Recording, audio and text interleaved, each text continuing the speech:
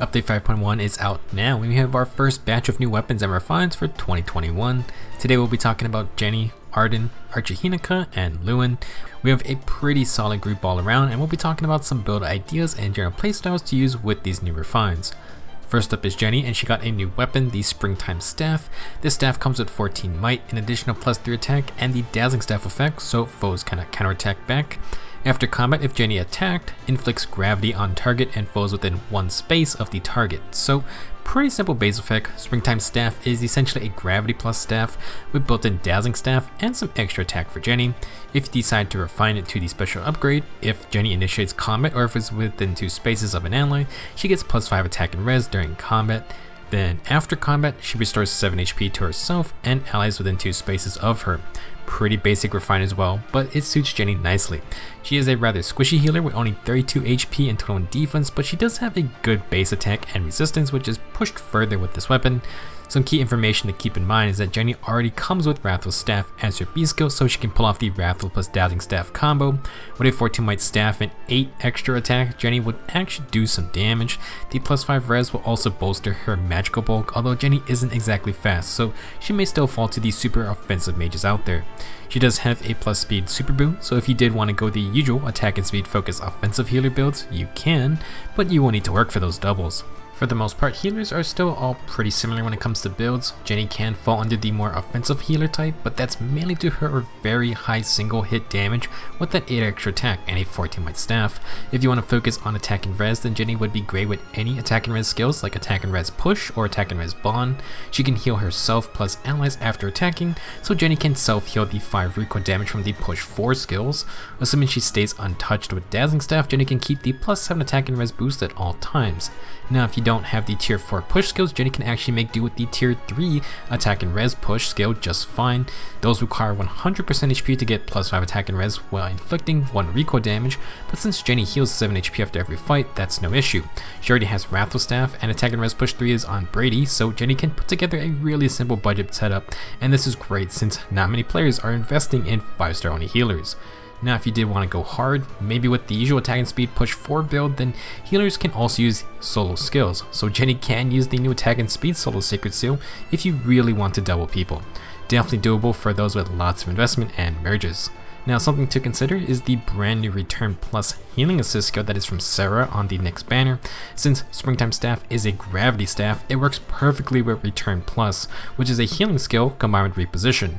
Combine gravity with double Savage Blow skills and Genny can lock down grouped up teams and apply splash damage. Then you can Dancer, and Genny can reposition your Dancer to safety just like a normal ranged attacker. Flame's Rescue Plus skill lets you use drawback on full HP allies, so I assume Return Plus will work the same way. The reason this Reposition plus Dancer combo is so deadly on a healer is because of Dazzling Staff, and combining it with AoE Gravity just makes things miserable for the enemy team. Honestly, for something like Arena Assault, Genny plus a Dancer can probably kite out a whole team by herself. Moving forward, offensive healers with Dancer teams should definitely try to get Return Plus. Overall, Genny will have great single hit damage, and she has the Wrathful plus Dazzling Staff combo already. Gravity is always annoying to deal with, so while she may not be getting follow-up attacks very often, without tons of speed increasing skills, I do think this is a worthwhile refine to grab. Next up is Arden, who is quite a special unit from back in year 1. He's a Tempest Trials Sword armor unit you can get via Heroic Grails, and he comes with record holding 60 base HP. He is super min-max, sacrificing all speed and resistance for actually decent attack and defense, and Arden also has a unique B skill called Follow-Up Ring. When above half health, Arden gets to make a guaranteed follow-up attack. Keep this in mind, because not every unit with a unique passive skill gets a refine that synergizes with it. Luckily, Arden's Blade does, and it makes him stand out a bit more. Now, Arden's Blade is a 10 might weapon that inflicts -5 speed, but allows Arden to always attack twice, even on the enemy phase. This is a dual phase brave weapon, and the -5 speed is basically nothing for Arden, who literally couldn't care less. With Follow-Up Ring, Arden will now be able to quad attack on both phases, and he has decent base attack, so definitely watch out. For the special upgrade at the start of combat, if Arden has more than 50% HP, grants +4 attack, +6 defense, and inflicts special cooldown charge -1 on the foe per attack. Basically, if Arden is healthy, he gets more attack and defense, and he inflicts guard. This is so good, and the HP condition is the same as Follow-Up Ring. Arden will be quad attacking on both phases with essentially a 4-teammate weapon, and his defensive bulk just gets even crazier. Even if you do good damage to Arden, you have to get through 60 HP. The guard effect from the Refine is super valuable here because Arden will get doubled a lot, and special procs will whittle him down.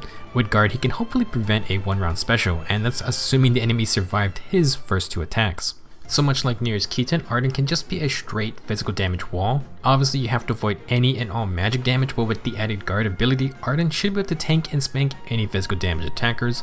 With a follow-up ring, he also gets to quad them, and if you can stack things like attack and defense solo, well, the enemy may just die into it anyway. You may want a healing special to upkeep the Refine and follow-up rings effects, but if Arden can land a Bonfire or Ignis proc, then oh boy. Now, since Arden is so min-maxed, you can just swap to res increasing skills instead. Even with his low res stat, you must account for his crazy high HP. Now, for some fun, obviously distant counter or distant foil would be pretty hilarious with Arden's dual phase brave sword. Same idea with Altina. If he can survive 1 hit, then he's probably going to 2-shot any squishy attacker. Again, this is where his 60 HP can mess people up, because getting a straight 1-shot will be pretty hard unless it's like Micaiah. While DC plus fall ring can work fine, Arden could use special fighters, increase quota reduction to really finish the job off. If he takes 1 hit, that's 2 special charges. His first counterattack is another 2 charges, and then his second hit can proc a 4 cooldown special like Ignis. You can also defend against desperation type attackers with Hardy Bearing. Basically, Arden will only take 1 hit, and you have to 1-shot this 60 plus HP dude, or he smacks you with 2 attacks.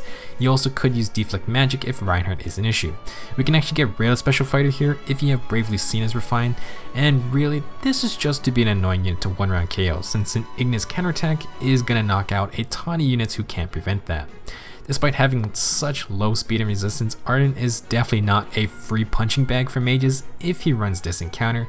You really gotta respect his single hit magical bulk, and with Fall of Ring, Arden can be a decent threat if you aren't able to kill him off quickly. He can be a pretty one-dimensional type of unit if you only stack attack and defense, but honestly, being able to tank just any and all physical damage while having 4 attacks is definitely a plus. If you want some other skills, Arden can definitely utilize the Unity or Bond 4A skills. If you want to stack Fortress Defense and Res skills, you can, and C skills like Joint Drive Res or Ward Armor would be fun as well. Warding Breath would be great, but again, you can use Special Fighter or find someone like Bravely Seen if you really want that extra special cooldown charges. Now, if you want to run distant counter, I do think the dual threatens are very powerful on non-armor march teams. If the enemy tries to bait Arden to attack them, they get hit by -5 attack and defense while giving Arden +5 attack and defense, and well, that's not going to end well for the other guys since Arden can just quad attack them. Honestly, I wouldn't say Arden's going to be on Brave Hector's levels of craziness, but he definitely can be a fun unit to use. With the highest HP in the game, he may be a neat unit to field for Pawns of Loki, and well, his new weapon and Refine definitely doesn't hurt his performance there.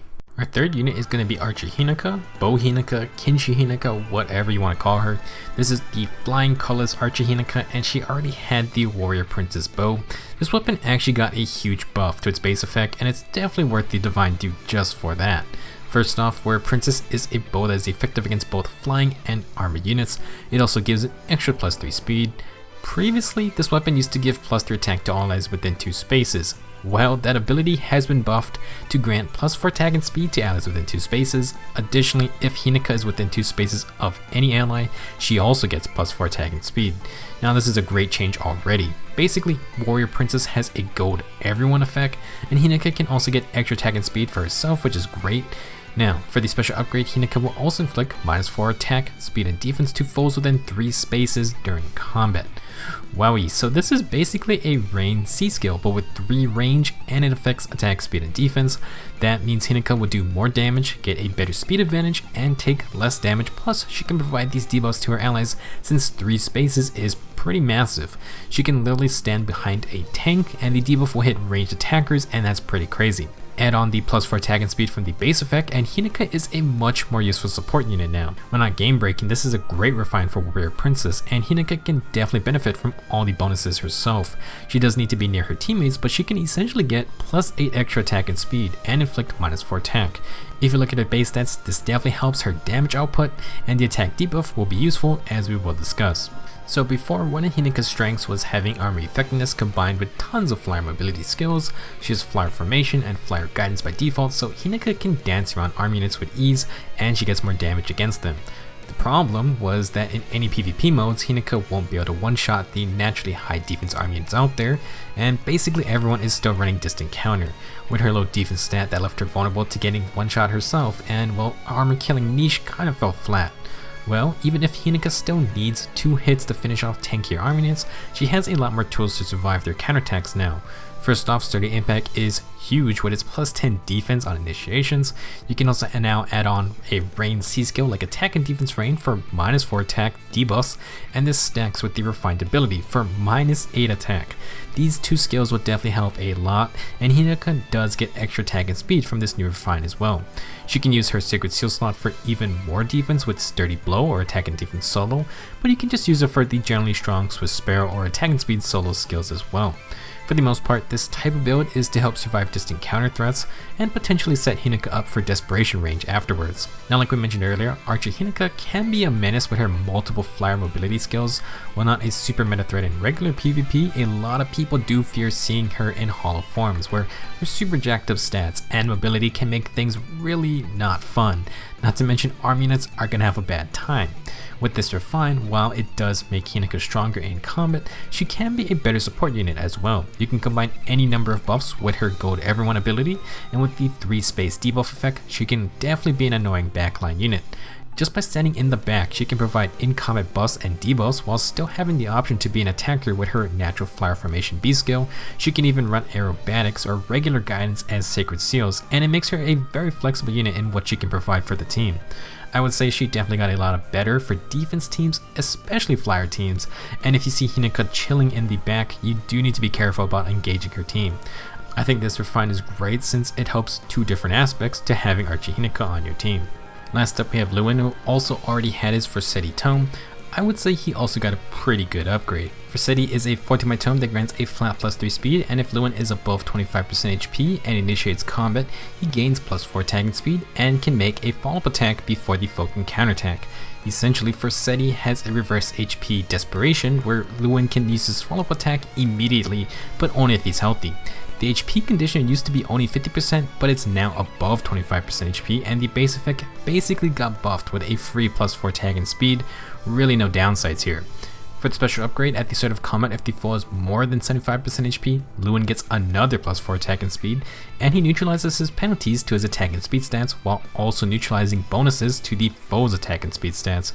Alrighty, so against healthy foes, which is very common, Lewyn will have +8 attack and speed on initiations, he gets desperation, he neutralizes his attack and speed penalties, and he also gets rid of the enemy's attack and speed buffs. I would say Forseti was definitely not a bad weapon at all before, but damn does this Refine make it really good. Lewyn is very much still a player phase mage who wants to 2-tap foes before they can even counterattack back, and this refined Forseti just does that even better than before. The +8 attack and speed is already fantastic, but Lewyn will keep his attack and speed stats safe from debuffs, and just because he'll also get rid of attack and speed buffs on the enemy. The attack buff neutralization seems a little weird since he shouldn't be getting hit anyway, but it doesn't hurt to have, and I suppose if you want to use Heavy Blade, it does help win those attack comparisons. For obvious reasons, neutralizing speed buffs is much more important. Really not a lot of new things to say about this new Forseti because Lewyn's going to continue to do what he does best. However, let's talk about some key skills that work really well with Lewyn's playstyle. First off, no follow-up is very good at desperation effects, and that includes Forseti. Basically, no follow-up turns things into a speed check, and if Lewyn is faster than the enemy, he gets his follow-up attack, and Forseti lets him use it right after his first hit. For this reason, no follow-up is a great B skill to ensure Lewyn always gets his 2 hits off, and the +8 speed from his Refine only helps against the crazy speed demons out there. You also don't need to run a low skill to disable enemy speed buffs. For some add-ons to any Lewyn build, Times Pulse or Flashing/Heavy Blade are great skills.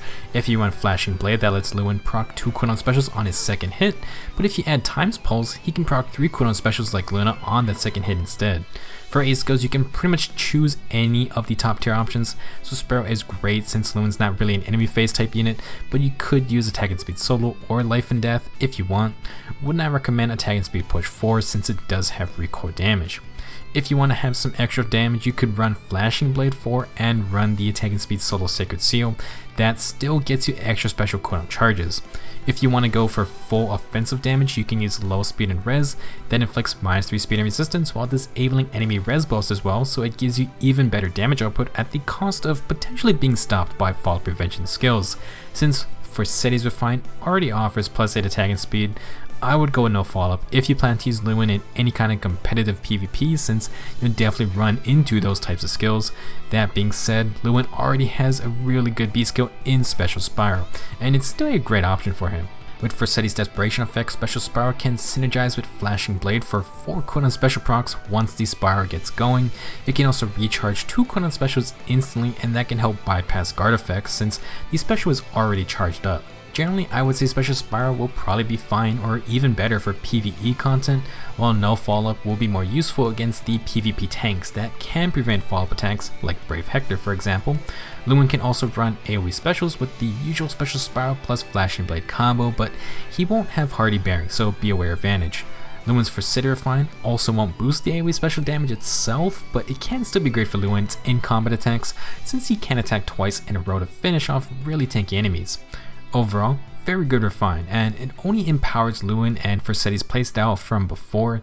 You don't really have to change anything if you already invested in Lewyn, since he's still going to be a player phase initiator. There wraps up this update's new weapons and refines. I would say this is another solid batch. We got another neat staff refine, Arden gets to utilize his unique B skill, and Hinoka and Lewyn just get to do their jobs even better. Personally, I actually have a +1 speed boon Hinoka that I've just been using as a flying Brave Bow Archer. I think that's going to have to change. I also actually have summoned Lewyn a lot actually, even though I used a couple for Special Spiral fodder and plan to keep more for the same reason. I do have a plus attack one, so I think that's a sign I should have one built up just to have around. Do let me know if you plan to use any of these refines in the comments, and please share your build ideas with everyone else. We'll be back to cover the new banner and our next Grand Hero battle. Thanks for watching, and I'll see you guys soon.